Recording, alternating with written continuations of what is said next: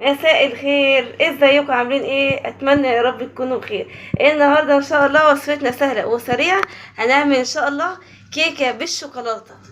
يلا نسمي ونصلي على الرسول ونشوف مقاديرنا مكونه من ايه. معانا نص كوب زيت، سوري، نص كوب سمنه ومعلقتين زيت، يكون زيت نضيف.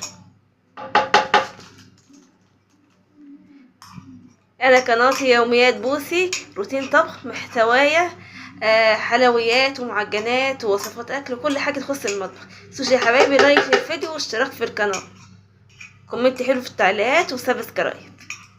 ومعانا نص كوب لبن وثلاث بيضات بدرجه حراره الغرفه، وده مسحوق كيكه، مسحوق كيكه جاهز.